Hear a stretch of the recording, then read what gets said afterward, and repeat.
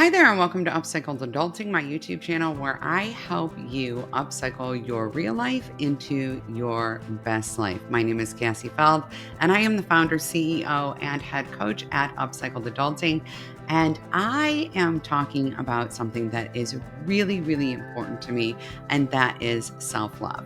And part of why this is so important to me is because I struggled so much with this, and I worked really, really hard to teach my children self love and to give them a really good, strong sense of identity. But I also saw them struggling in a lot of ways in this area. And I know that this can feel insurmountable. It can feel like a lot of pressure. And so today I wanted to just share three powerful ways to cultivate self love. If you are just starting out or you have been working on self love and you have kind of hit a wall here, these are the three things that you really, really need to do to move forward in your self love journey. So, number one is to take the pressure off. A lot of times we set the bar way too high. When you're, for example, in a weight loss journey, if you feel like I need to lose 150 pounds, focusing on 150 pounds is going to be overwhelming. Focusing on the first 10 or the first 20 is going to give you some small goals that you can hit and that you can feel really great about. And in the same way, we want to break down our self love journey into some smaller pieces. If you're starting from a place where you're like, I don't know about this whole self love thing. Like, I can barely tolerate myself. I don't even know myself, let alone love myself. I have struggled with this. Or you're moving forward in your journey and you're like, yeah, I mean, I like certain things about myself, but I'm really struggling here. I think it's really important to break this down into smaller pieces and to say, I'm not going to try to love myself all at once. I'm just going to find something about me that I love. Or I'm just going to tolerate something about me, even, right? I'm going to just back off a little on the criticism. Maybe I'm going to just give myself a little bit of grace there. I'm just going to take a small step in the direction because I know that cultivating self love takes time. And being patient with myself in this process really matters. So that's what I'm going to do. I'm just going to be a little bit more patient with myself.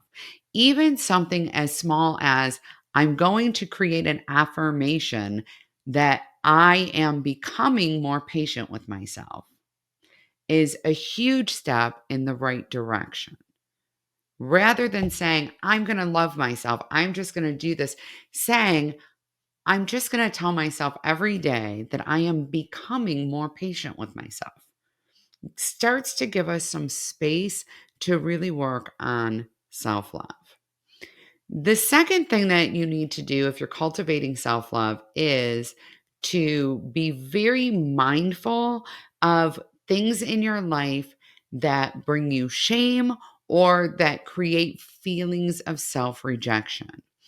And what do I mean by that? I mean, if there are people in your life that cause you to doubt your worthiness, if there are people in your life who are highly critical of you, if there are people in your life who are highly expectant of you conforming in a way that is very inauthentic to you, it's really important as you're working through your self love journey to just create a little bit of distance there for yourself. A lot of times, as we're working on self love, we struggle with creating and upholding boundaries. So it's a little bit easier to simply avoid contact as much as possible, just as we're working through this. And that doesn't mean that I'm saying this is the time to make a decision to go no contact. I'm simply saying that it might be a good time to maybe be too busy for those weekly coffee dates with the person who is consistently critical, right? That can really help you to create some space for yourself. In addition, it's important, and this is much lower stakes, by the way, to hide or block or unfriend, unfollow social media accounts that cause you to not feel inspired, but to feel ashamed or embarrassed or convicted in such a way that you feel like something is wrong with you. If you love that mom on Instagram, but she posts so many pictures in her perfectly clean house of her perfectly fit body and her perfectly beautiful meals, and that causes you start to feel like I'm never going to measure up, right? She should totally love herself. She's got it all together. But me, stop following her. Okay. Just stop following her. Just as a piece of information on this, also stop following people in your family who do that, right?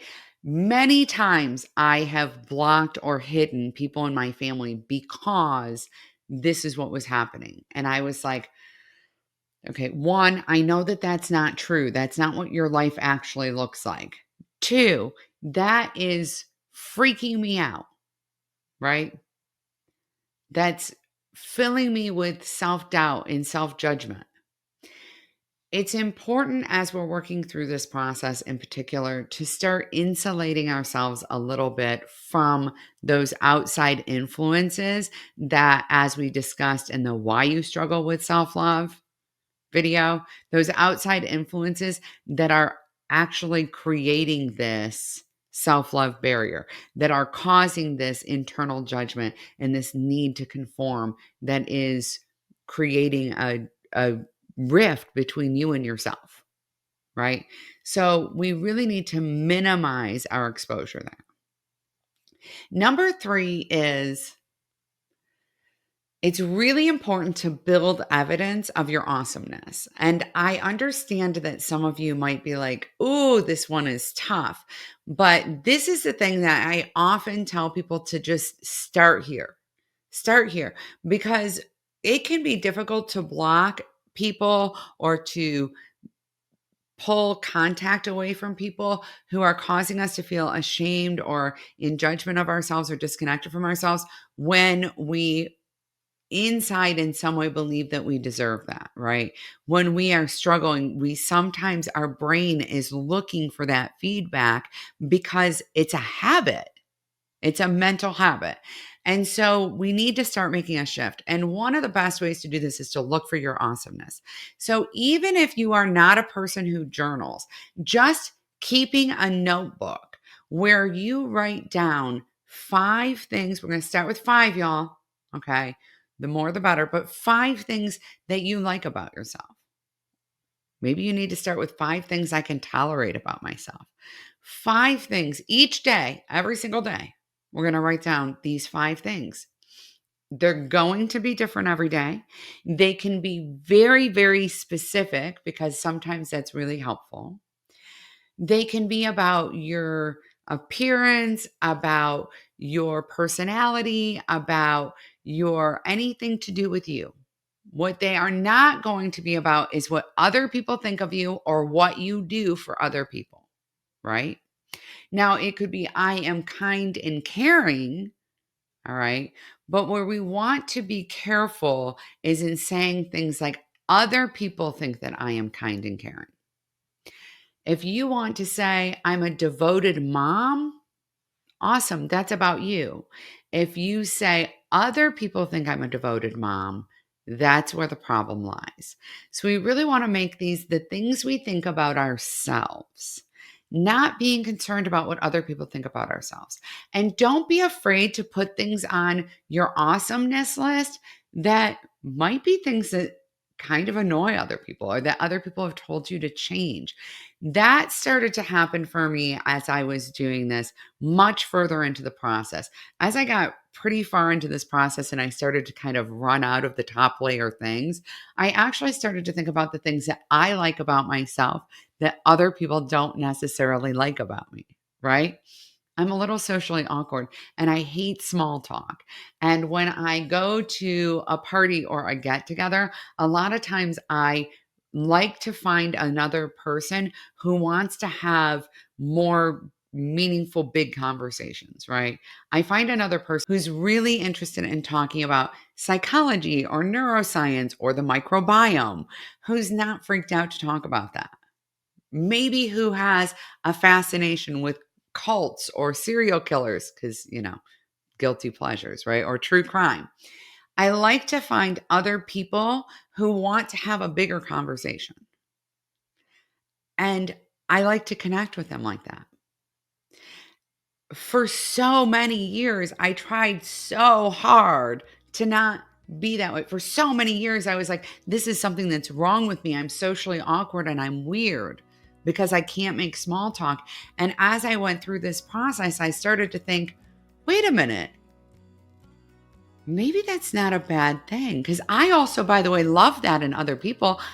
Believe me, I love when I go to that party and somebody else wants to do this too. I love that. Maybe I could love that about myself. If you're struggling with this, do that. Think about things that you love about other people and then think, do I have that too? Right? Do I have that too? Sometimes the answer will be no, and that's okay. Sometimes your answer will be no, but you know what? I have this instead. Being able to make a list to create the evidence of our awesomeness that dwarfs the evidence of our unlovableness is huge in moving us more towards self-acceptance and self-love. So if there's one thing you're going to do today, get out a notebook or even do it on your computer or in the notes on your phone, wherever you're most comfortable, and write down 5 awesome things about you. Now, by the way, it's cool to do this. It's really helpful to do this both in the morning and at night. If you do it in the morning, then you start your day thinking about awesome things about you. And if you do it at night, you'll spend your whole day looking for awesome things about you that you can write in your notebook, rather than spending the whole day automatically looking for evidence that you're not lovable, because you are. You are so lovable. Do not forget to subscribe to this channel. I am so incredibly happy that you're here.